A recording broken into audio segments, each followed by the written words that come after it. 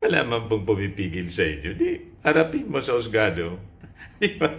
Unang-una, talagang mapipilitan kang harapin sa husgado.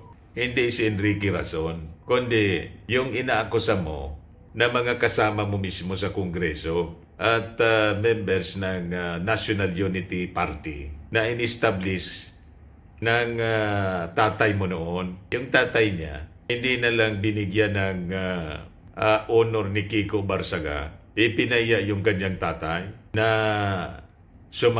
sumakabilang buhay na po. Sinira yung legacy ng kanyang tatay. Respetadong member yung tatay niya ng Kongreso at isa sa mga pillars ng National Unity Party. O ngayon, mismong yung mga dati niyang kasama ang magpa-file sa kanyang ng kaso dahil inaakusan niya na tumanggap daw ng suhol para i-support si Martin Romualdez.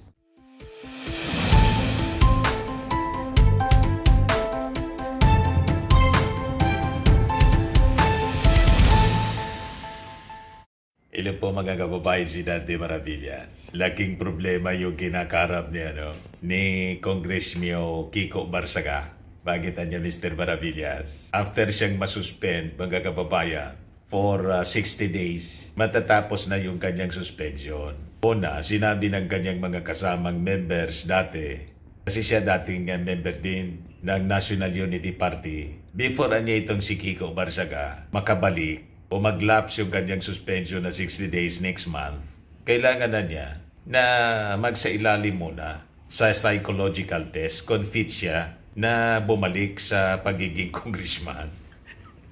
Ngayon naman po, dumaldal uli itong si Kiko Barsaga. Ina-accuse ngayon yung mga members ng NUP na tumanggap ng bribe mula sa isang negosyante, si businessman Enrique Razon daw. Binayaran ito mga congressmen para lang isupport yung speakership ni Martin Romualdez. Umusok po yung mga official members and officials ng National Unity Party. Sa kortean niya tayo magkita.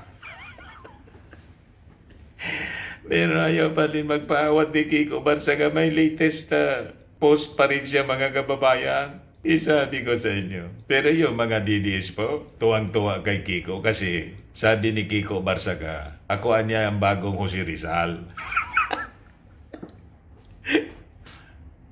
Si Kiko Barsaga na po ang kinikilala ngayon. Naniwala man yung mga DDS. Siya na yung kinikilalang bayani. Bayani ng mga may sayan siguro niya, Mr. Maravillas.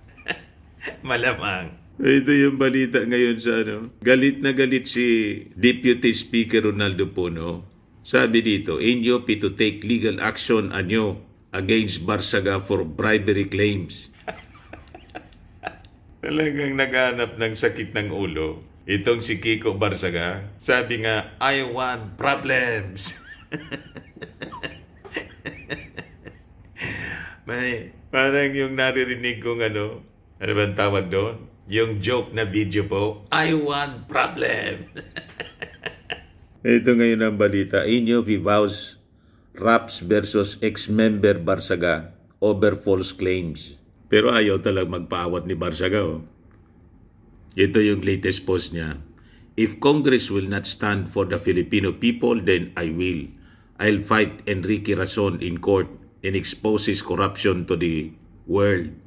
Kiko Barsaga. Wala man pong pumipigil sa inyo. Di, harapin mo sa husgado. Di ba?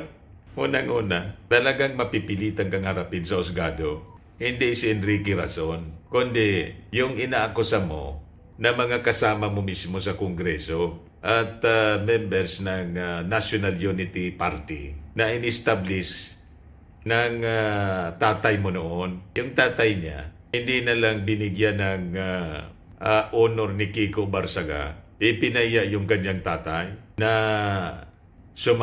sumakabilang buhay na po. Sinira yung legacy ng kanyang tatay.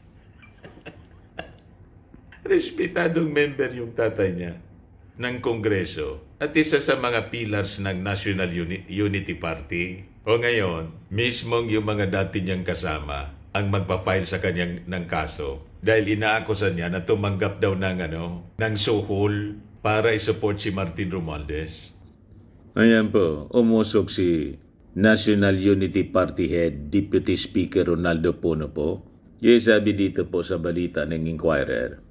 In a statement, Deputy Speaker in Antipolo City, Representative Ronaldo Puno called the claims baseless and malicious anya, noting that Romualdez ran unopposed for the speakership at the start of the 20th Congress last July. There was no contest anya to claim that bribes were paid in a situation where there was no contest at all defies logic. Tama. Ba't ka pa kailangan mga kababayan na magbigay ng bribe? Wala naman talaga, Mr. Marabila, sa logic yung mga pinagsasabi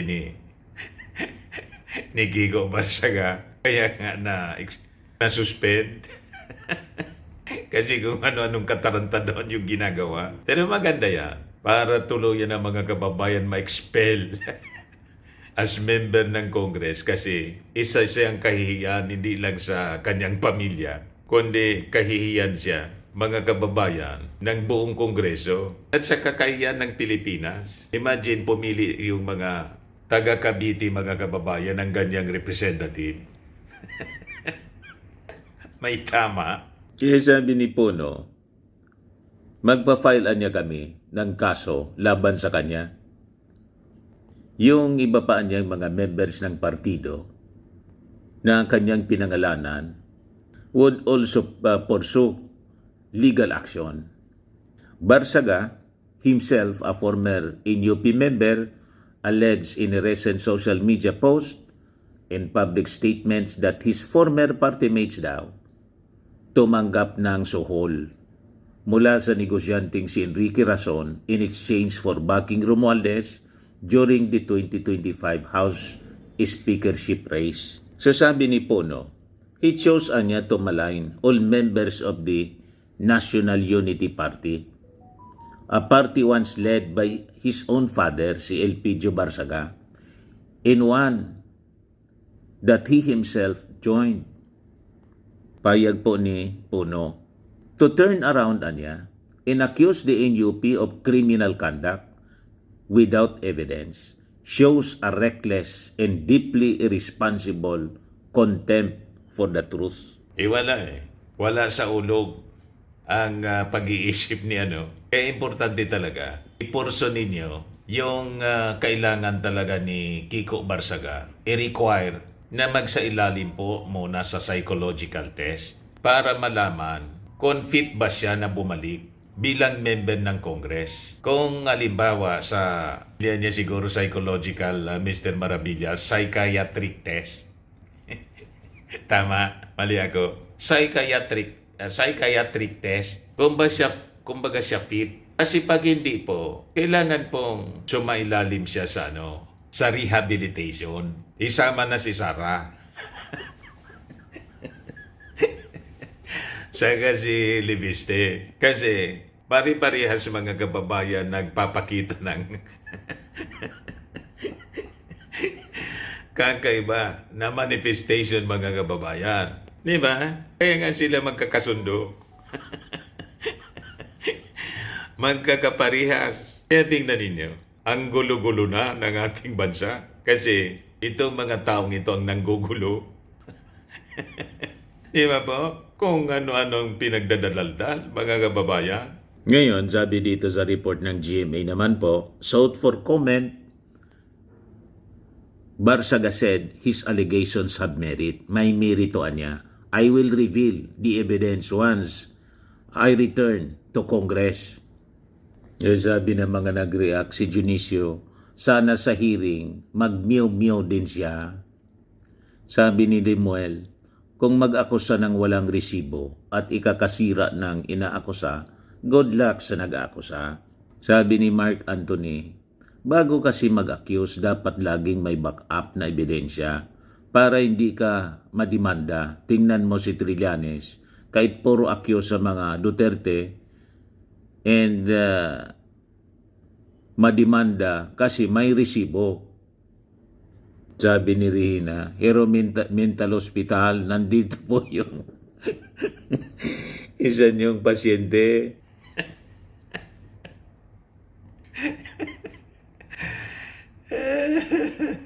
Ginawang comedy ng mga lokong ito ang Kongreso. O di ba? Pinirwisyo po tayo ng mga taong ito. Sayang pasweldo po. Sabi ni ni Lisa Liz, if he cannot substantiate his accusation, he should be held accountable for defamation. Sabi ni Manny Monse, hindi nagbabago. Kabaliktaran ito sa sinabi ni Jose Rizal, kabataang pasaway na to. Sabi ni Dong, expel him. Sabi ni Rod Robinson, kick him out siguro. Kick him out. Kick him out. Sabi ni Cesar Canlas, hindi na magbabago yan dahil nakatikim ng popularidad. Akala niya kaya niyang gawin lahat. Ungas lang. Sabi ni Vivian Castro, dapat lang mirong sanksyon yang mga ganyang lawmakers. Nakakabastos eh. Sabi ni Wenny Calpe, tuluyan ng tanggalin sa Kongreso. Pasaway naman talaga. So anyway, yan po yung short video natin. Abangan lang natin po ang mga susunod na kwentong meow-meow. Baka sa susunod talagang matuluyan na to, ma-expel sa as member ng Congress. Di mabuti naman po, deserve. Di ba po? Paki-share na lang po ninyo ng ating video at paki-click subscribe na rin po dito sa ating YouTube channel. Ako po si Dante Maravillas. Bye-bye. God bless.